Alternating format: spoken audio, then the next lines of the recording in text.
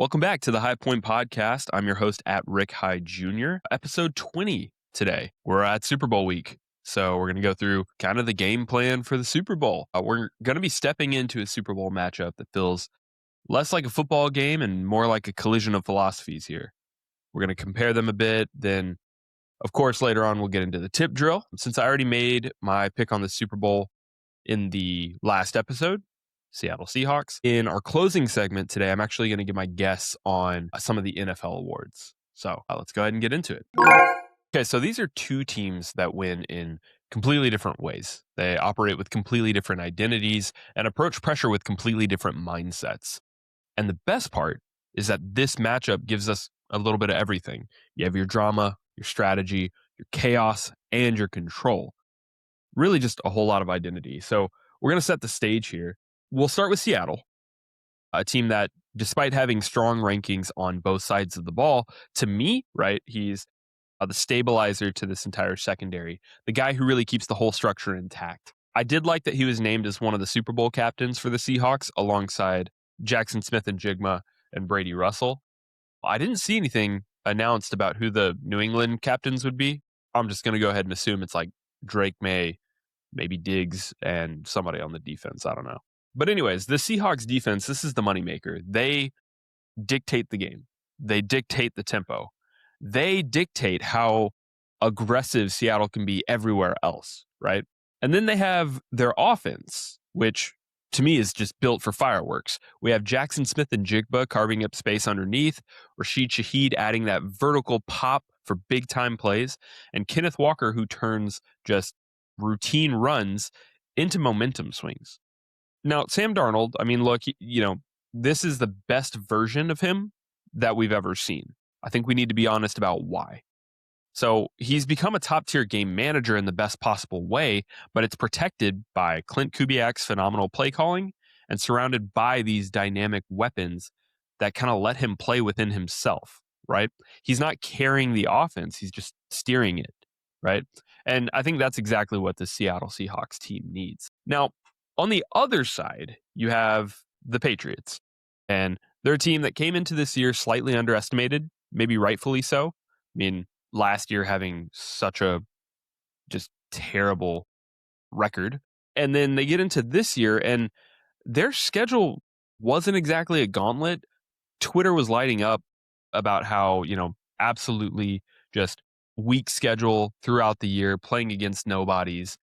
But once the playoff hits, they're facing real teams, real defenses, real pressure, and they showed exactly who they are. So this is a very methodical offense. They're slow, they're deliberate, they're clock controlling.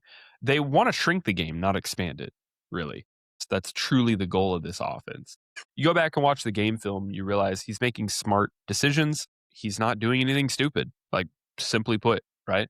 Now, defensively, I think this is the most success that New England has seen since the Brady and Belichick era has ended. I know they're not dominant by any means. They're disciplined. They're physical. They're bend but don't break type of defenses. And, in the playoffs, that identity's held up plenty, right? We saw that 2 weeks ago against Denver, and then prior to that against the Texans. So now, I think the main key here for me in what the theme of this game is going to be, really what makes this matchup so fascinating is just chaos versus control, right? Seattle brings that chaos, explosive plays, defensive disruption, momentum swings that can flip a game on a single drive, right? New England brings more control. They have long possessions, field position battles, a defense that kind of forces you to be patient.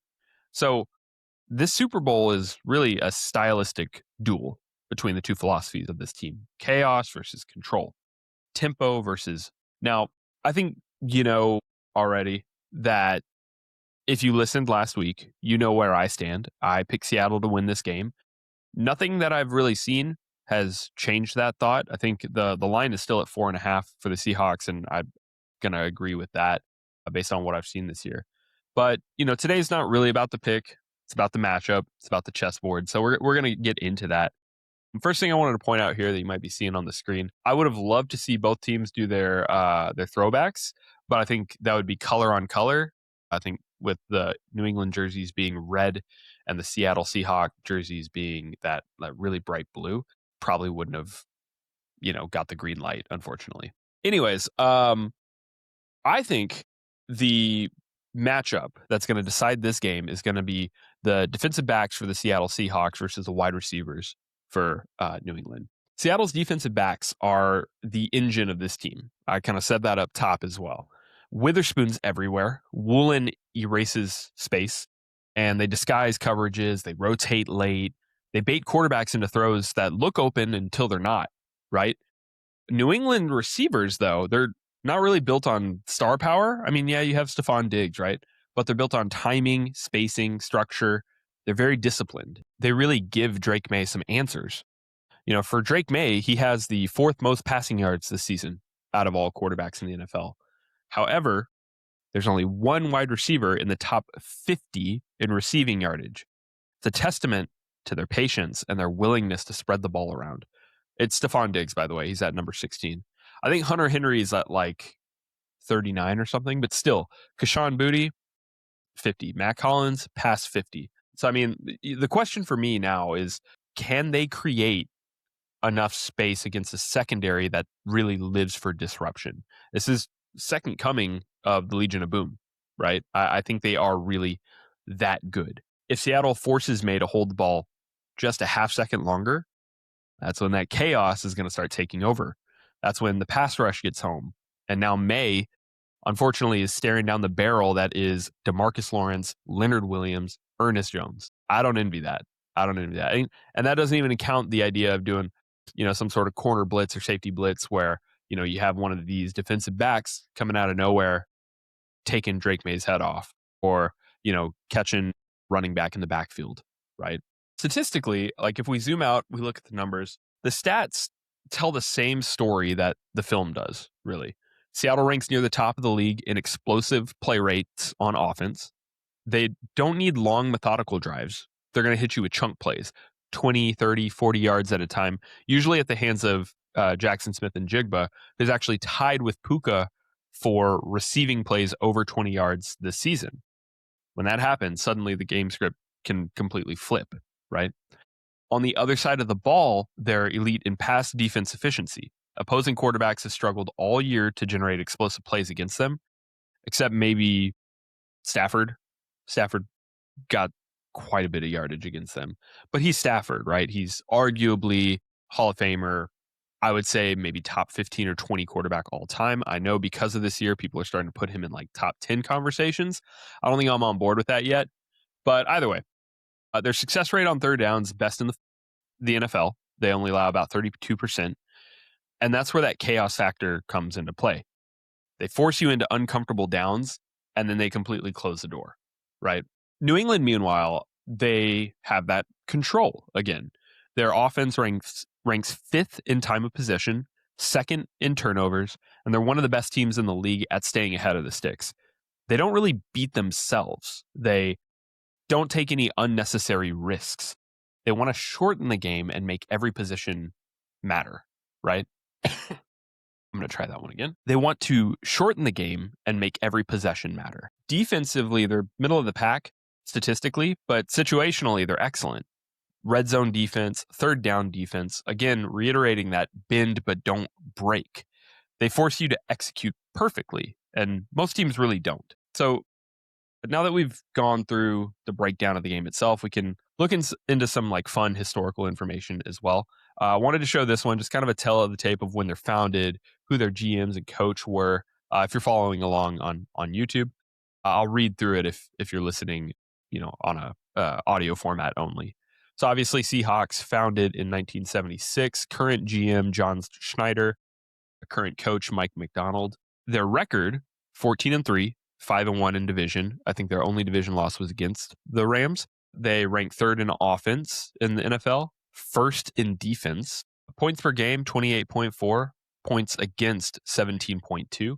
For me, I listed their offensive X factor as Rashid Shaheed. I think he has the potential to make explosive plays, and that can win a game for you. And what better time to have it than the Super Bowl? For their defensive X factor, I have Leonard Williams. Obviously, DeMarcus Lawrence is going to be his usual self. I think he'll probably land a sack, maybe even 2 sacks in this game. Leonard Williams is going to cover that offside, though. Or I'm sorry, the weak side, and I think he'll be able to really corral in those running backs. And on top of that, just bringing a ton of pressure at Drake Maye. The Patriots, on the other side, founded in 1959. Their GM, Elliot Wolf, and their coach, of course, Mike Vrabel. Similar situation as Seattle, really. 14-3 record this year, 5-1 in division. I think their one loss is Buffalo. I think it's Buffalo. I'm not going to go back and check. Offensively, they rank second in the league. Defensively, they rank fourth. Points per game at 28.8 and points against at 18.8. If you were to not watch football and you just went based on box scores and stats that you're looking up on a Football Reference, things like that, you think that these teams are probably the most evenly matched a Super Bowl has ever been. And, to an extent, sure, you might be right. But when it comes to the eye test, when you're looking at film, I think Seattle just has it. They're just a more complete team. They make very little mistakes, and they have crazy X factors on offense. Probably 4 or 5 guys that I would take over anybody on the Patriots, right? Speaking of offensively, I put their X factor as Travion Henderson. I think he's just a dynamic player. Obviously, they'll have Ramondre Stevenson, but I think if Travion Henderson comes in and gives him a spell every now and then, he has the potential to bust off some really big plays. Defensively, Carlton Davis, the third. He's been pretty damn good, especially in these playoffs. I expect him to kind of continue to carry some of that. My other option here was Christian Gonzalez. I think he's really good too, but I think Carlton Davis kind of makes more of an impact here. Just historically here, we know the Seattle Seahawks won their sole championship in 2013, and then have actually won the NFC in 2005 with Sean Alexander.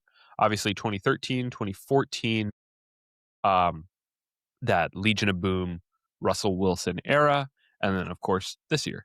That kind of pales in comparison. Like, obviously, that's great for a franchise. I think you look at that over the span of 2005 until now, and you're like, hey, we've been pretty damn competent.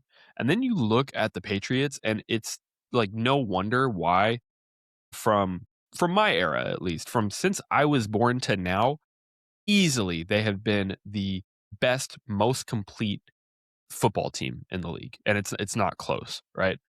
Championships in 2001, 2003, 2004, 2014, 2016, and 2018. I believe all of those are Tom Brady. And then we have when they won the AFC championships, 1985, 1986, 2001, 2003, 2004, 2007, 2011, 2014, 2016, 2017, 2018, and of course this year, 2025. Just phenomenal. Like, well run top to bottom. And it's nice to see them seeing success again now that the Brady and Belichick eras are fully over. Really makes me think, okay, this is a well-run organization, simply put. It helps that, you have some of that carryover from that era in Mike Vrabel, right? So some strengths here that I listed. Going down each position, I'll give my take on who I think has the upper hand here. Cut that part out. So when it comes to quarterback, I love Darnold. He's had a fantastic year, but I think this one's easily Drake Maye. I think he's the better player here. Running back, I don't think this one's close. I think it's Walker. And I think, by committee, I would say they're pretty. No, I still think I was going to say they're pretty split, but I don't even believe that because I think Walker, Charbonnet before he got injured, and George Holani, I think they are just more complete, and I think they are a better group than Ramondre Stevenson, Travion Henderson, and whoever else they would have in their third spot. Wide receiver core here with JSN and Cooper Kupp, better, but I think that's probably the most even that I've seen so far on offense with Diggs and Kayshon Boutte. I think Kayshon Boutte's, for me at least, starting to be a little on the underrated side because I still don't hear people talking about him receiver. I think he's probably about in that area. I think even more so whenever he gets even more reps with Drake Maye. I think they've found and established a really good rhythm. Obviously, Diggs coming in this year kind of put a pause on Maye and Booty being like the two guys. Diggs kind of pulling in a lot of those touches, which is great. Obviously, it's paid off. They're in the Super Bowl. On the defensive line aspect, just going through the defense, for Seattle, you have DeMarcus Lawrence, and for the Patriots, you have Milton Williams. I think both of those, again, fantastic, but Lawrence gets the edge here. Linebacker, you got two guys with numerals in their last name. You have Jones the fourth and Landry the third. To me, I think I'd rather have Landry, so maybe New England wins that one. But as a whole, linebacker wise, I think Seattle has it. And then of course, same almost, line for line what I just said about linebackers. Defensive backs, I like Witherspoon here, but as a whole unit, I think their defensive backs are so clearly better than New England Patriots. So when you line all these up, Seattle has all but two, right? I think Maye and Williams are the only ones where I said New England probably has this. And even then it's close. I think or no, I'm sorry. I said Maye and Landry, not Maye and Williams. But I think even those ones are close. Like if you said right now Drake Maye or Sam Darnold, based on how they played this year, it would be a tough one. I think I'd still go with Maye. Same thing with linebackers. I would still go with Landry, but there'd be part of me that's like, maybe Jones is a better option there. Maybe Darnold's a better option there. So, for me, just comprehensively, Seattle leads this by a mile. Now, moving on to the next part here. So I wanted to take a second and do some all-time lineups here. I was going to do this off the top of my head because I thought that'd be fun. So quarterback, as much as it pains me, I think we'd have to go with Russell Wilson, right? Like I can't think of anybody else that should be there. Running back wise, most people would probably say Marshawn Lynch, but Sean Alexander was way better, and in my opinion, and had way more yardage for the franchise as a whole. That's That's where I think I'm going there. Wide receiver, okay, so obviously Steve Largent, right? And then after that, I don't know, like maybe Doug Baldwin. I feel like they have a lot of decent guys here. I'll go with Doug Baldwin for now. Defensive line, I think one of the Bennett brothers played there, right? Michael Bennett. They might have somebody better than that, but I kind of like him a lot. Linebacker, obviously Bobby Wagner. And then defensive back's interesting, right? It's like, who would you go with out of the Legion of Boom is really the idea here. Earl Thomas, right? I like that one, right? Hook 'em. I really liked Richard Sherman. I am one of the people that doesn't care when people smack talk. I think it's a big part of the game, and I love it. So the fact that he was always just jaw jacking against whoever was in his face, I thought that was awesome. Cam Chancellor, I feel like that's kind of the opposite. He's kind of like soft spoken, but will hit you like a ton of bricks. Like really anybody here. I'm gonna go Earl Thomas. Quarterback wise, wonder who we'd go with here. So obviously this one's Brady. Running back's tough. I know there actually hasn't been a ton of great running backs, right? I feel like they've all just kind of existed with nobody being great. So I mean, I think you know what? I'm gonna cheat. I'm gonna look at Pro Football Reference here with their rushing.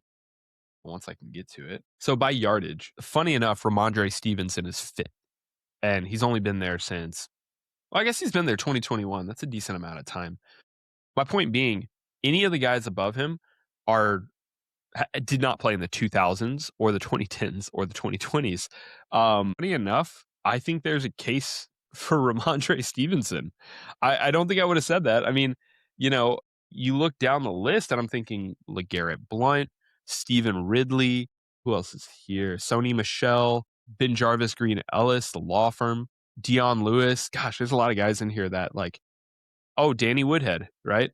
Um, a lot of guys that ring a bell and you're like, oh yeah, I remember him.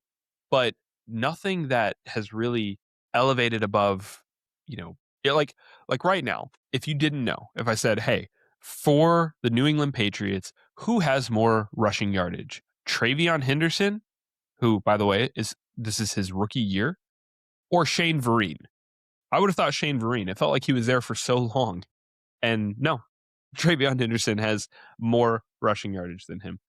And the list goes on. There's a ton of guys where I thought they would have had more yardage, but simply put, New England doesn't have, a ton of guys that are just lighting up their career rushing yardage. Wide receiver, I'm gonna go. Oh, that one's tough too. I think the easy pick is to go with the white boys. Go with Wes Welker and Julian Edelman. I know, obviously, defensive back, I'm going Devin McCourty. I think he had been there so long. He had contributed so much to that team, and I think he's easily. I'm going to take a look here. Yeah, he's third on the list for interceptions, career interceptions. Just lighten it up in terms of tackles, passes defended. Like it's not close. He destroys everybody else. It's so D-line and linebacker. I mean, the easy choice here would be to go somebody like Teddy Bruschi, somebody like Gerard Mayo.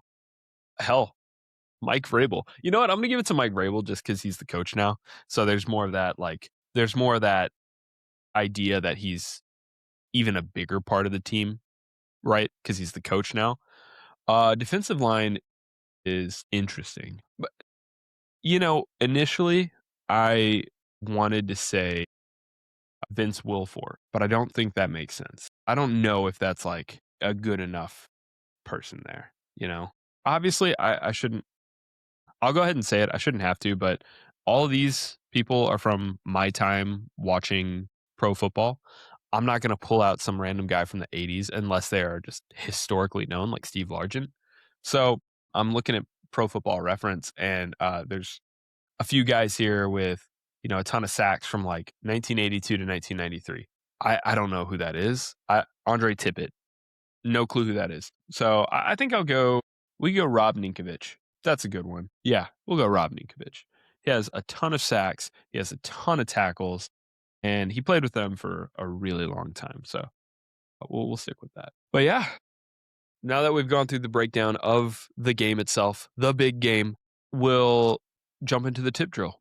I think that could be really fun. We'll jump in first to some immaculate grid. I think that should be fine. I'm trying to see if that's too big or too small, but it should be fine. Okay. So this one's fun and seems like it could be pretty easy right off the bat. So for the rows, we have the Carolina Panthers, the Pittsburgh Steelers, and played with Andre Johnson.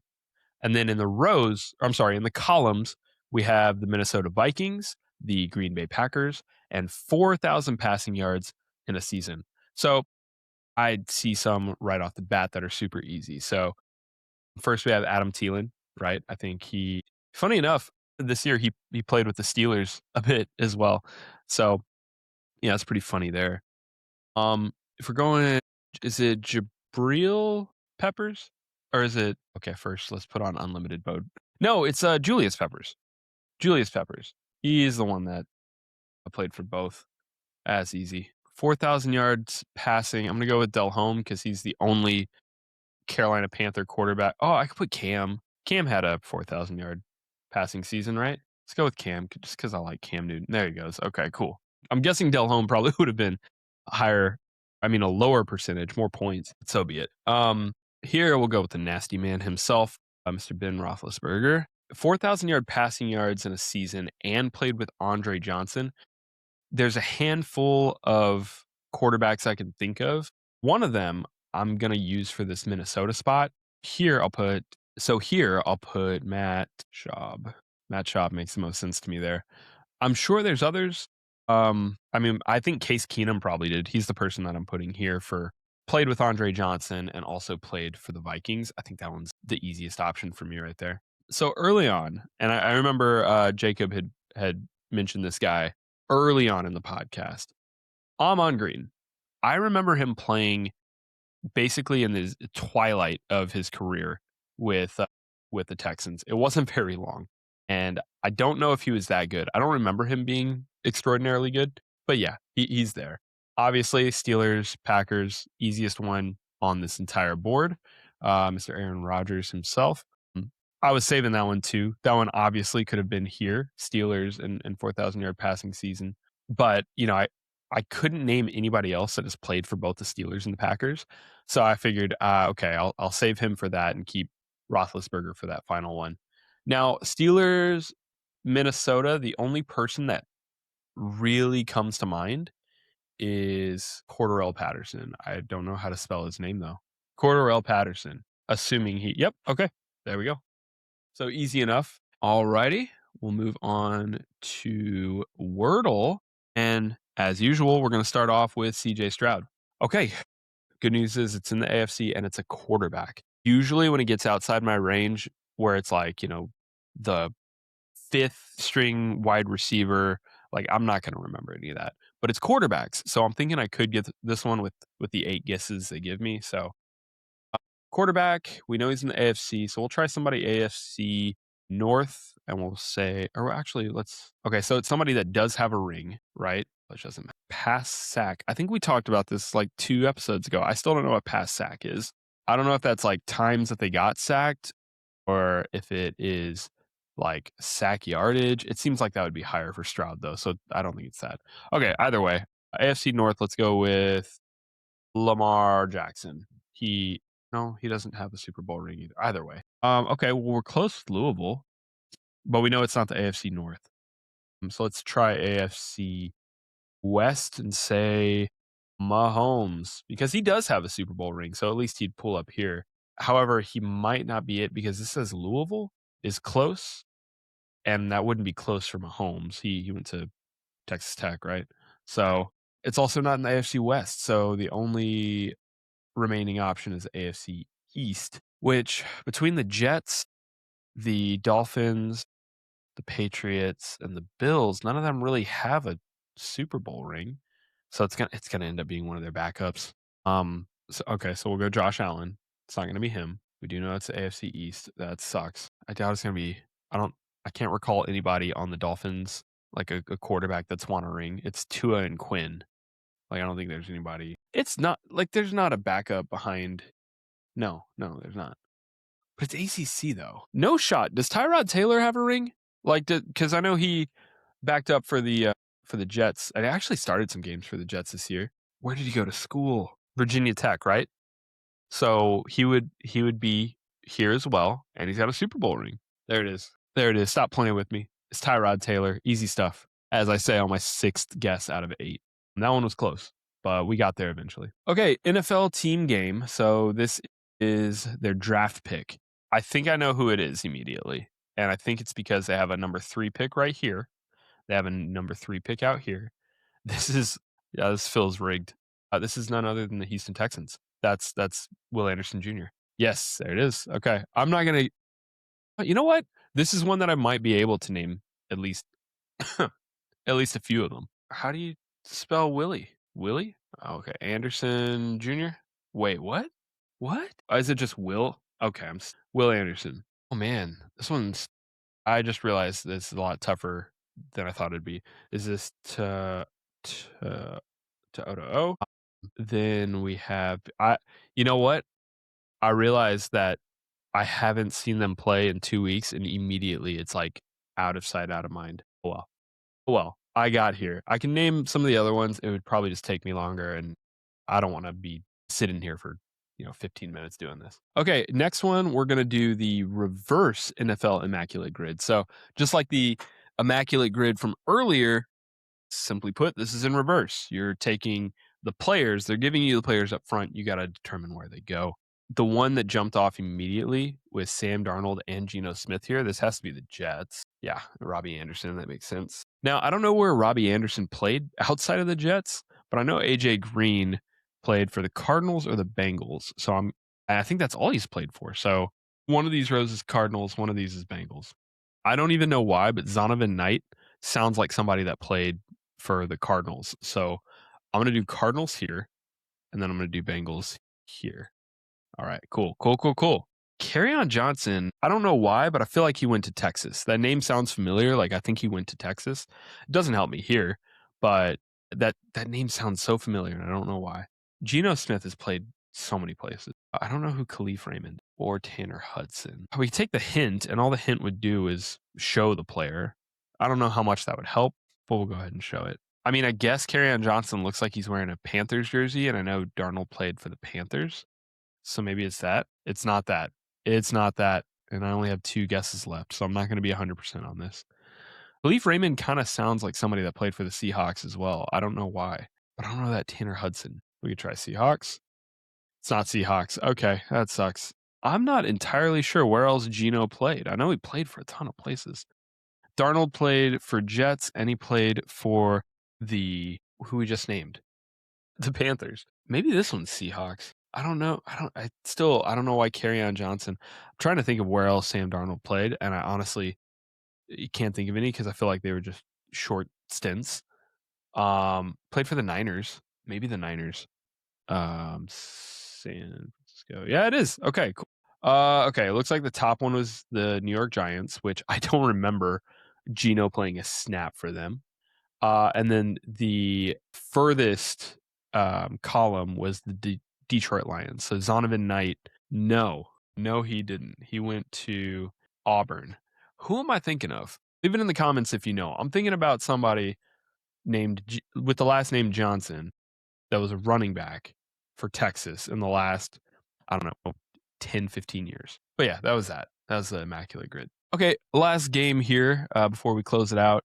This is the lineup game. You guys know how this one works. You have these different dollar tiers, and then you have the columns that are all different positions. Now, I have gone through this every time, picking what I think is the best.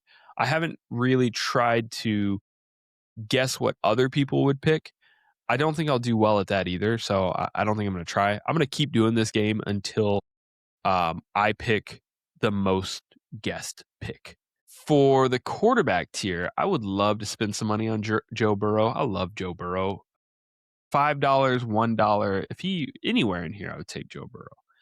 But considering the rest of the game, I'm going to go with Jared Goff. I think he's the best value here for $2.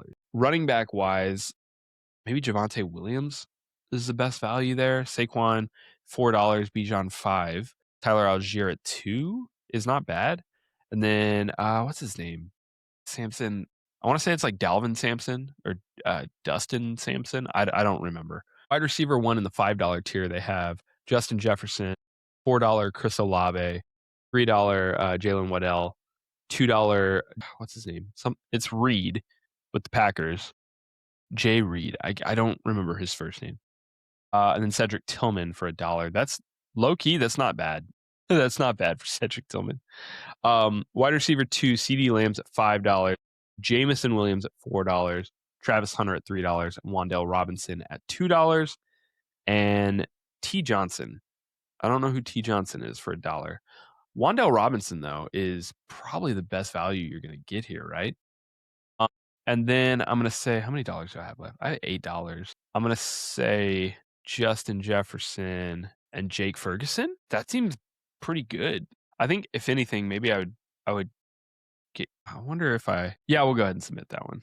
2%. Okay. So not the highest, but what is the highest? Oh, the highest is the one I had initially.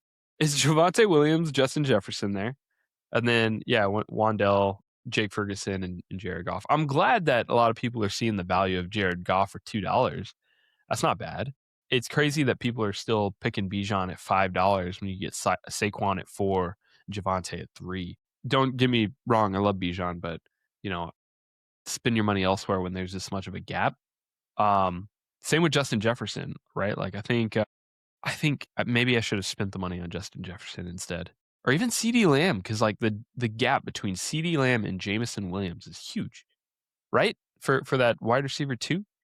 So I don't know. Maybe I would do it. I'd do it differently next time. Alrighty. Last thing before we head out, as you know, I already picked the Seahawks last episode. So what we're gonna do on this closing segment, instead of making the pick for who is gonna win the Super Bowl, because we already know it's the Seahawks, I'm going to go through the NFL honors and make my picks for who they think. Now, what I'm going to do, though, I'm looking at NFL.com, and they already have up some of the analysts that have given their take. I will tell you that, like, just plain and simple, I'll probably agree with a lot of the analysts' take. If it's like for example, first one, most valuable player, they have Matthew Stafford ranked number 1 with 22 votes, Drake Maye at second with 5 votes, and then Josh Allen, Trevor Lawrence, Christian McCaffrey with 0. I actually agree with that as well. I think it's gonna be Stafford. He's had the best year that he's probably had in his entire career. He led a phenomenal offense that covered up for a lot of the defense mistakes for the Rams. So, like, yeah, I also think that he's the MVP this year. So we'll go through some of the other ones as well. But just to give you a heads up, like, I'm also seeing who their analysts are that, have given their vote. Maybe I'll agree with some, maybe I won't. Offensive player of the year. So Jackson Smith and Jigma has 14 votes. McCaffrey has 6 votes. Puka has 3 votes. Bijan has 3 votes. And then Drake May has 1 vote. That's kind of funny that Drake May's even on here. I don't view him as somebody that would be offensive player of the year because he's very much a game manager type of quarterback, not anybody that's super explosive, which is so funny because, like, the MVP, that's what I'm thinking of. Like, yeah, go win your game manager, award there. Somebody that is, consistent, somebody that, lights up the stat sheet, but also doesn't take a ton of risks, right? And especially with MVP, it's a quarterback award anyways. So again, just to see Drake May on this list for offensive player of the year is kind of funny. I think I'll again agree with the analysts here. I think it's going to be JSN. Damn, he's been so good this year.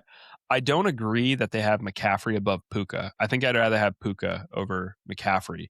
Uh, Stat that I talked about earlier in the pod, they're tied. Smith and Jigba and Puka are tied for the amount of plays over 20 yards. I think it's like 27 or 28 or something. So, they're both phenomenal players. And to me, I think Jackson Smith and Jigba has been the guy lighting it up all year from an offensive standpoint. Unstoppable, really. So, yeah, I think it's going to be him as well.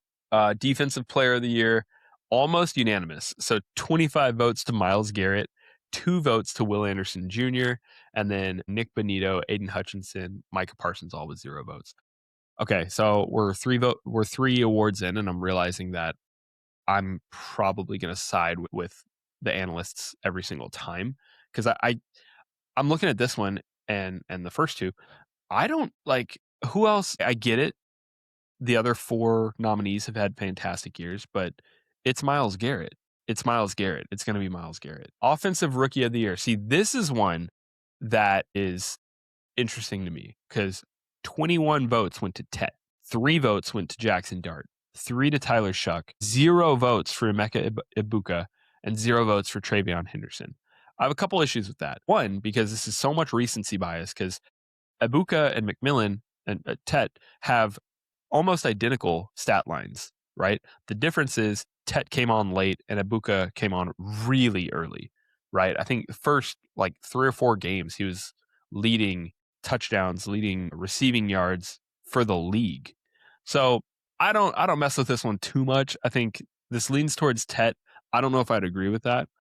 And I'd also like dark horse. I really like Tyler Shuck. I was so surprised. I was like, oh, they're putting him in. Game over. Who cares? They're just trying to pack it up and go home. Wait for the draft, right? Tyler Shuck was good. Like, not just, hey, carry us till the end of the season and make us look not incredibly bad. Like, no, he was actually good. So, for me, that's a little bit of a dark horse. I would honestly have Tet and Ibuka kind of tied. I don't know if I see Jackson Dart. I don't even know how he got those 3 votes. Just vibes, I guess. I don't think he deserves 3 votes. I don't know if these awards can ever tie, but if they did, I would put Tet and Ibuka as tied. Like, I think they had the same exact years statistically, just about. For me personally, I think I'd lean a little bit more towards Ibuka. Personally. Okay, next one, defensive rookie of the year. So Carson Schweisinger has 15 votes in this NFL .com pick with the analysts. Sure, that's fine.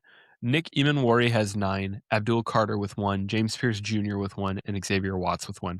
Personally, I think Emanwari was better, and that's who I'm going to pick here. I think he was just a part of this new age Legion of Boom out in Seattle, and it was just absolutely phenomenal all year. So that's who I'm going to go with. Comeback player of the year, 21 votes to Christian McCaffrey right now. Aiden Hutchinson with 6, Stephon Diggs, Trevor Lawrence, and Dak all with 0.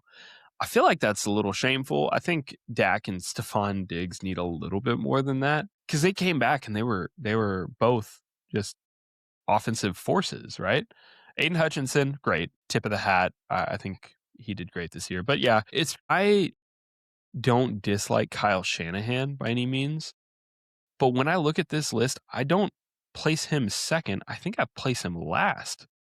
Like, to me, it's Mike Vrabel and Mike McDonald, both two at the top. I'm trying to let it solely rely on regular season, but obviously the fact that they're both in the Super Bowl is kind of interesting as well. Really shows to their coach of the year prowess, like how good they've been consistently all year, right? So I think I'd put those two 1 and 2. And for me, I'm putting Ben Johnson. Like what he was able to do and completely turn around Caleb Williams' entire perception, fantastic. Liam Cohen, like fantastic turnaround in Jacksonville. I wasn't expecting that. I thought, they probably land third in the division, maybe win 8 games at best, 9 games, right? So like he completely turned them around. And there's a while where I was like scared of them. I was like, I don't know if I want the Texans meeting up with them because their offense was just firing on all cylinders. Kyle Shanahan's a great coach, but like when you're looking historically in terms of like turnaround, they had a lot of things working against them last year that going into this year, I don't know if it was like, hey, we brought in this amazing coach and he completely turned our franchise around, or even the sense of like, being that good to just turn your franchise around, right?